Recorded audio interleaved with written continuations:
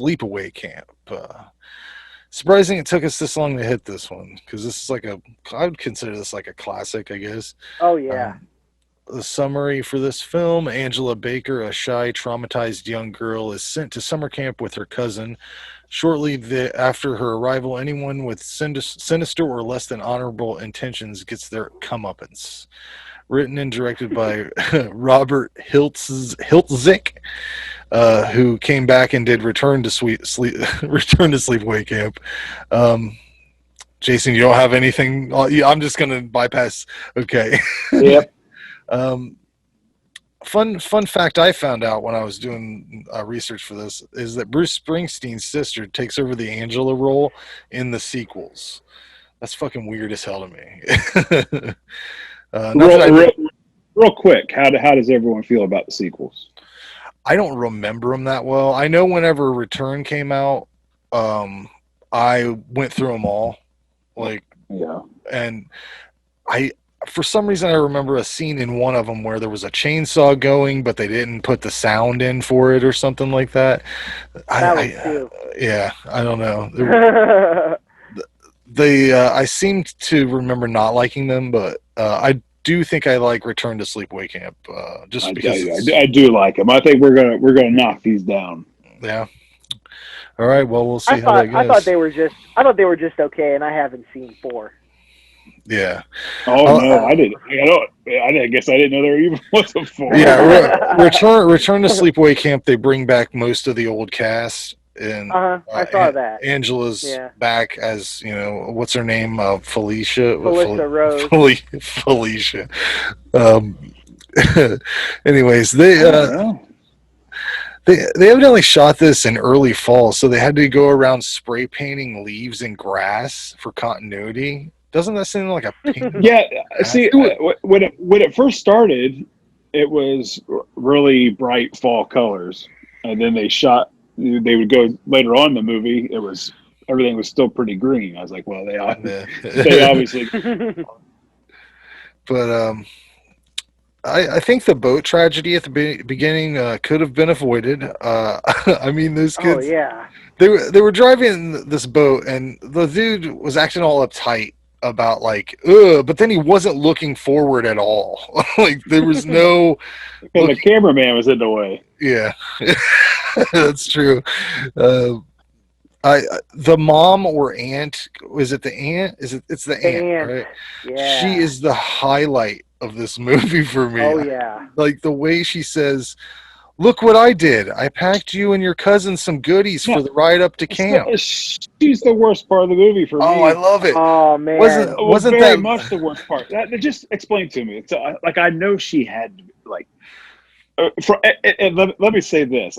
Can we not spoil the end of this movie? I know it's from 1980, whatever.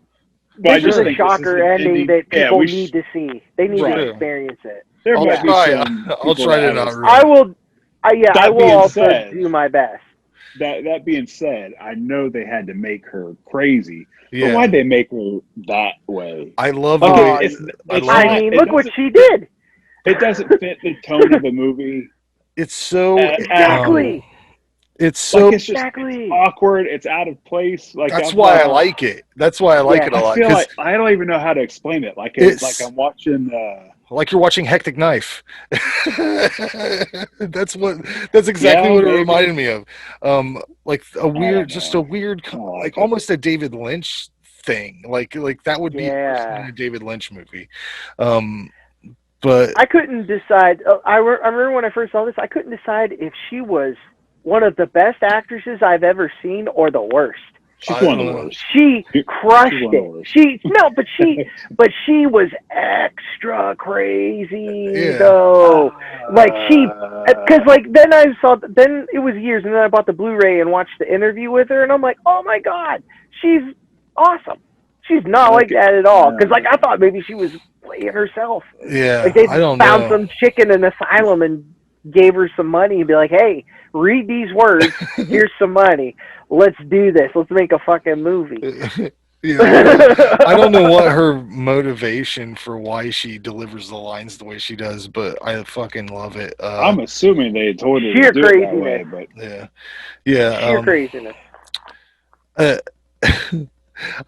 so I was 1 year old in 1983, so I don't know if phrases like where I come from, we call them baldies, was like a Ugh. cool, like, and if it was Ugh. cool to like stand, like this cook character is just standing there gross. with his whole staff talking about fucking children, very openly, and I don't know if that was cool back then or not, but very, very weird. It was guy talk. It was considered guy talk because James Earl Jones's dad was like, "That's funny," and I'm like, "Robert Earl Jones, you son of a bitch! Don't you laugh at that." Was that really You're from Maniac Cop 2. Don't laugh at that shit. Okay, is that really his dad? Yeah, it's Robert Earl Jones. That is his dad. Lie. No way. I don't believe it. I will. You. I believe it's his name. I believe it's his name, but there ain't no way that's his name. God damn it! Cash at me $100 right now because I bet you $100. Get your ass on IMDb and pay me my money. No, it's his dad. It looks like him. They got the same voice, for Christ's sake. Oh boy. Oh my God! People I'm pulling listening. it up. I'm pulling it up. Oh my God. I'll get the proof. They look alike, for Christ's sake. Oh, God, you're breaking my heart. Oh. I believe you, John. I'm going to go with you on this one. I mean, listen, I have no choice but to believe it. I don't believe anyone's just going to make up a story like that. It's just blowing my mind. Oh, oh, God. Let's see his bio here. It is, you have to help me to accept it.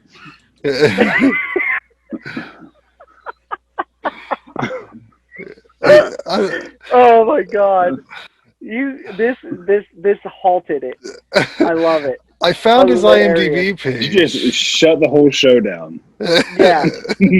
This is big news. We can't move on from this. I know the truth. Don't go to Wiki because it's probably edited by John. There you go. Oh, get out of here! I don't even use Wikipedia.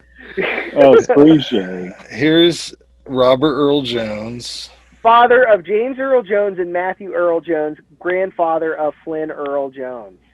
Are you reading on IMDb on trivia? Father of James Earl Jones and Matthew Earl Jones. Yeah. Now click on James. Click on James Earl Jones. Make sure that's the right one. It is. Oh my. I mean, the same James Earl Jones. Could you imagine if there was two of them on IMDb? Oh my God! It would have to be like our James Earl Jones. Oh my God! Darth Vader. Oh my God! All right, I accept it. Here they are together. I'm glad you heard it. The truth. It is him. Holy smokes! God, they do look just alike, don't they? Yeah. How did I not pick up on that? I didn't know it either. No, like real bassy voices too. Yeah, they look exactly alike. That is crazy.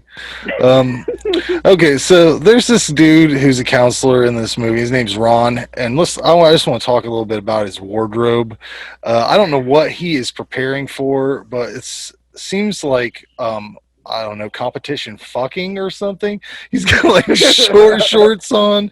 Everything's tight, and he's either gonna fight somebody in some sort of sanctioned event or I don't know. It's wild. And there's another dude that's wearing like a belly shirt, like a half shirt, and Gene. It's above his belly. It's right underneath his that crop top. And there's another guy that is wearing literal Daisy Dukes, like. Seriously, is that the one douchebag from Douchebag Cabin? I believe shorts so. Where they blue shorts. Yeah. When the kid under the canoe is found and a fucking snake comes out of his mouth, I love that shit. I mean, I just love how they do that. That Mhm. you know how It looks good too. you know It how really did. They look you know how It a looked snake, really like, good. as soon as a corpse hits the ground, man, snakes are at it. They're like, "What? I gotta, I gotta go fucking do what a crawl on it. gotta crawl in his mouth. Gotta get in that mouth." Um, Get in that mouth. the character Mel, I believe he's the head counselor. Is that right? Is that I think he's the owner. Yeah, I think that's the owner. He doesn't look like he wants to own a camp, does he? He looks like he'd feel more on, like, at place on a boat with On a a cocktail. But he died 3 months before the film's release from Yep. lung cancer. But he's smoking these fucking dog rockets all through this movie, man. He must have just said, fuck it. Fuck it. I don't understand why Mel thinks that Ricky is the killer, though. It's kind of like what was it that he said? What was the reason? He said, "Well, he's pissed off like the whole movie. He's wanting to fight everything. Yeah. Keep messing He's with like Angel. he's hyper violent. Yeah. So he thinks it's him. So since we're not going to spoil the end of the movie, I just think it was interesting how they did it. If you want to know, look it up on IMDb. Once you watch the movie, You should watch it. Yeah, watch. Yeah, yeah, because it's interesting, and then you can look up how they did the special effects, because it's I never knew it. This is a fun, nostalgic movie, successful in all areas. I think basically, it's a 7 out of 10 though. I don't know. That's how much I enjoy it. Is right there to 7. Go for it, John. Oh, all right, cool. So I saw this for the first time when I was 16 in, I think it was like, I don't know, 95 or so.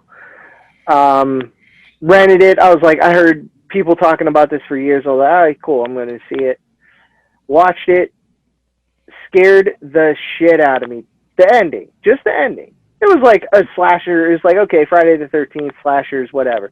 Mm-hmm. That ending. Jesus Christ. I couldn't even finish it. Mm-hmm. Like, I had to turn it off. It was such a shock, and the way they did it. And on the VHS copy, I got a thing with eyes. Like, I'm sure you've seen Carrie. The end with when they showed a crucifix, it's got those unnaturally white eyes. Mm-hmm. That scared the fuck out of me too. But the end of this, when they're pulling out, those eyes are so weird, and it's so, the face. It's just the face. It is weird. Like, what? It's the face. Yeah, it's the mask. He looks like a werewolf. It's a mask. It's a mask. Yeah, I thought it was. I thought it was for years. I thought it was a bad super. I remember now. Yeah. I thought it was just like badly superimposed, like Bruce Lee and was his last movie when they just slapped a head sticker on someone. Yeah. You know. But I always had this question: did Ricky know about Angela? Because in the flashback, when everything is revealed, the aunt says, we got to do this before Ricky gets home from his father's. You know what I'm saying? So, and also, was Angela actually... Never mind. That would be part of the spoiler. Never mind. My fault. My fault. I had to catch... I think sorry. I think I know what you were going to ask, but I can't answer it. All right, we'll but I think the answer to your question is yes. You think he was aware? Oh no. Okay. Your next question. I don't know. I gotcha. All right, dude. How weird was it that Meg was like wanting to ride on Mel? How weird was that? Yeah. That was good for him. Weird. Yeah, right on. He seemed as shocked as... He was so sad. Out of everywhere. He was so sad when he couldn't find her. But she's like, yeah. Yeah. Oh, not you, Meg. Not you. He wasn't that upset. His voice was great. I loved his voice, and the effect they did on him with the arrow. Watch how that was done. That was crazy how they did that. It worked so well. Like, it could have been, I don't know, maybe, I don't know how bad you wanted it to look or whatever, but just the execution of it was awesome. I love the Frank the Cop, the hilariously bad mustache, because he shaved his shit when he was done after his scenes, and then they had to do reshoots. And he had the worst fake mustache. It wasn't one of them ones out of the quarter machines from when we were kids, but it was pretty fucking close. It was like the Hollywood version of it. I thought the story was great. I like seeing the aftermath of all the kills rather than most of the time, but this one worked. Like the kid in the canoe, that was a good jump scare. Like, 'cause you didn't know what happened. And one thing they ruin on the Blu-ray is on the silhouette right before Judy gets hers, because it's super clear on what the deal is. Oh. Like it's almost a sort of spoiler alert because it was a stand-in. But yeah, this movie, because it scared the shit out of me for so many years. Like, I didn't get back on the horse until probably the Blu-ray came out. That's how much it freaked me out. It just freaked me out. Everything about that scene, the noises, the music, the camera work, the scene itself, it was crazy. I give it, it's a 10. It is a 10. Just like the whole throwing ending, them tens. Really? Yeah, Hand them out. tens, bitch, tens. Yeah, dude. It's the whole ending and the plot made any weak part. It brought it right up. That is a massive ending. It's a massive ending. It's one of the craziest. Yes, it is one of the craziest all-time endings I have ever seen. I don't want to spoil anything, but have any of you guys seen the Sleepaway Camp light switch covers? Yes. Yeah.